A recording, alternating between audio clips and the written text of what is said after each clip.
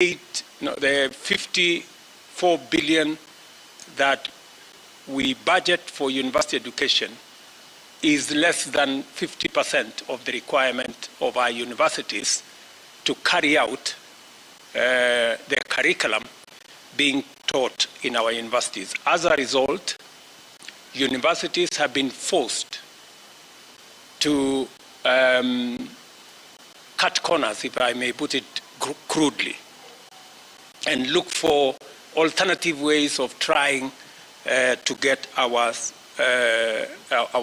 students taught.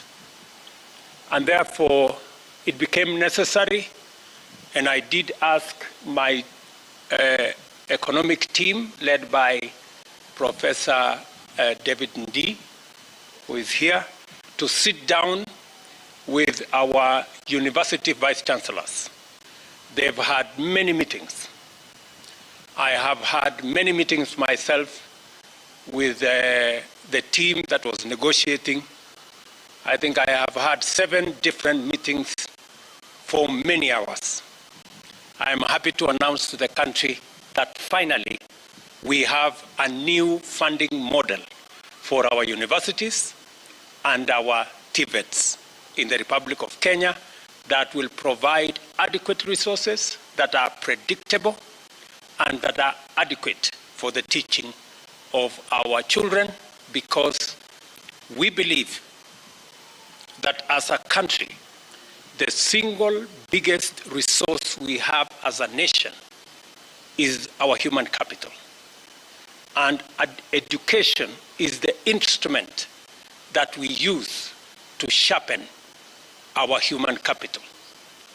Any underinvestment, any challenge in our education spells not very good news to our human capital. And therefore, I want to make the following statement. In recent times, higher education has experienced significant expansion, providing numerous high school graduates with opportunities to pursue a university degree or a college diploma or a certificate in a TVET. However, it also encounters various challenges, primarily due to the massive enrollments and inadequate funding. Most of our universities are sagging under a heavy burden of huge debts arising from unpaid staff salaries, unremitted statutory deductions, pensions, SACCO dues, bank loans, and unpaid suppliers. In total, our universities are indebted to the tune of 60.2 billion Kenya shillings, a figure that continues to grow every month.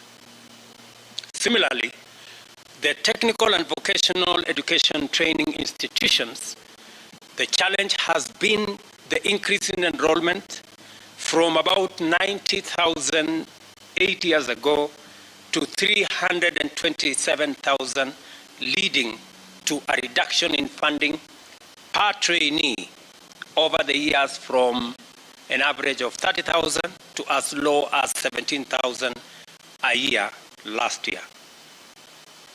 It is therefore crucial and necessary to develop a new funding model to address the financial challenges facing higher education. This new funding model does not increase university fees. Let me repeat that. This new funding model does not increase university fees. In the financial year 2022-2023, Kenya shillings 54 billion was allocated to university education, both as grant and as loans. In the next financial year, under the new model, we are increasing the budgetary allocation from 54 billion to 84.6 billion, an extra 30.6 billion. This is an increase of 56% and translates to an increase of funding per student from 152,000 to Kenya shillings 208,000, an increase of 37%.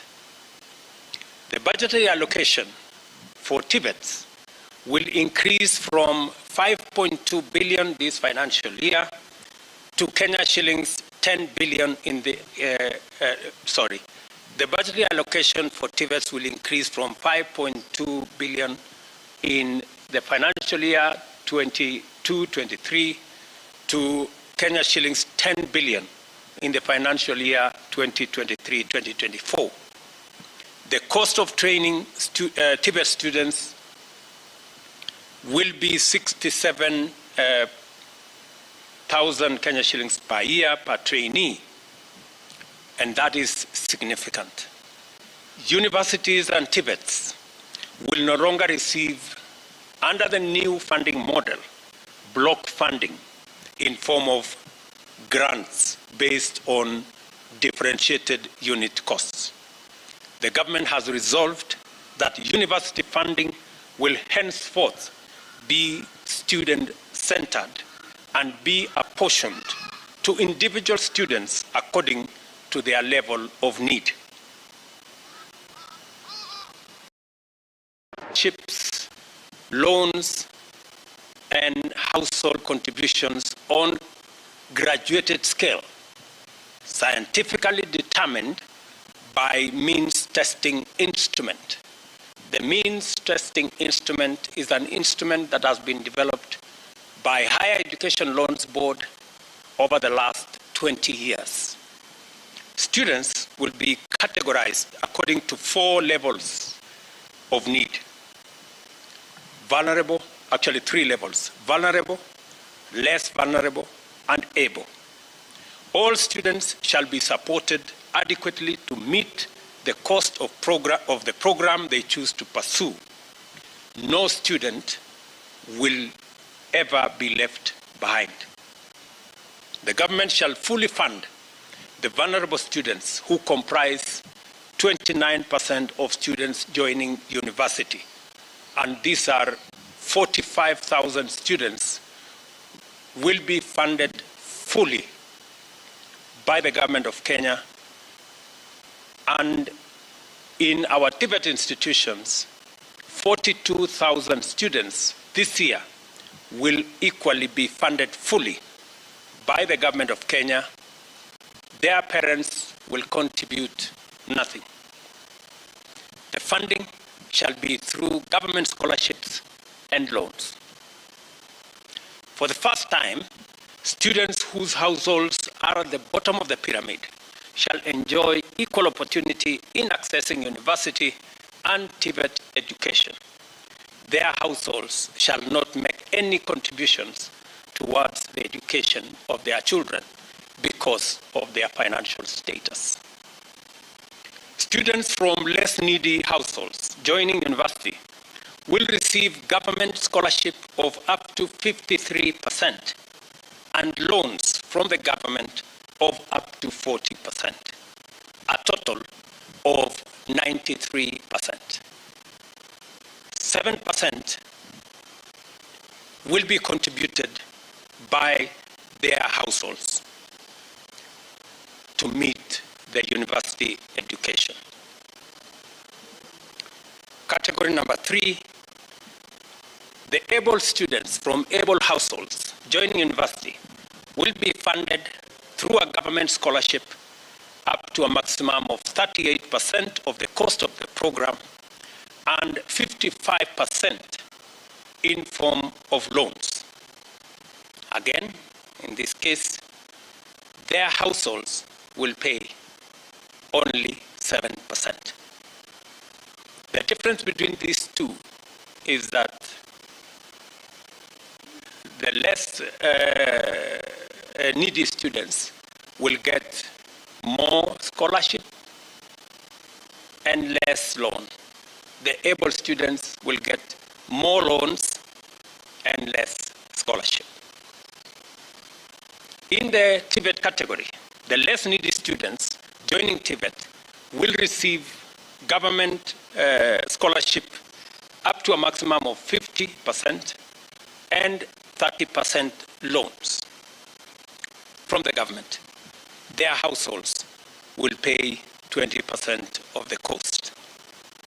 The able students joining TVETs will be funded to the tune of 32% for government scholarship and 48% for government loans, and their households will equally contribute 20% of their cost. Universities will therefore be required to declare and publicize the actual cost of their programs. No public university shall levy additional charges or raise its fees without the approval of the University Funding Board.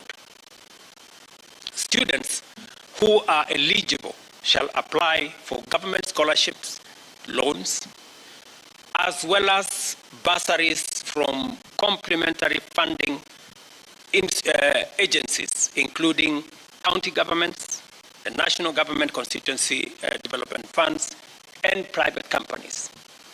The University Funding Board shall share information with students on availability of sources of funding through its portal and streamline the application program. The new model of funding higher education to be implemented effective this academic year 2023-2024 will commence with a new cohort of 173,127 students joining universities and 145,325 students joining TVETs. All continuing government-sponsored students shall be supported in line with the previous existing funding model. Starting from 2023-2024 academic year, the process of placing students to universities and TVETs shall not be linked to funding.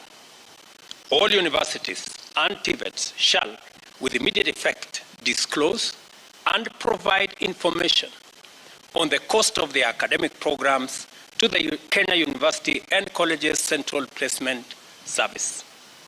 The Placement Service shall publish this information prior to placement of students so that students can choose the universities they want to join. With the new funding model, universities and TVETs will be motivated to raise additional resources and to enhance the quality of education so as to attract more students. Overall, there will be 4 funding streams to ensure the sustainability of university and TVETs. This shall include student-centered funding, the one I have explained. We are going to interrogate now research funding. We are going also to separate this from capital infrastructure grants that will now go to universities for development of university facilities. And also we will be encouraging fee for service, such as consultancy, where universities can provide this service. Having developed an elaborate framework on student-centered funding, we shall turn our attention to the other 3 funding options in the short term. Let me also explain that we have agreed with these good people that the Kenya National Bureau of Statistics will work out how these fees will be graduated year by year, will give us the model so that we do not end up with the situation where we are today, that we are using numbers that were agreed upon 30 years ago. These numbers shall keep increasing year by year, depending on what the Kenya National Bureau of Statistics gives us, what is that factor that we are going to be working on. The Cabinet Secretary for Education shall take immediate action to operationalize the new funding model as it has been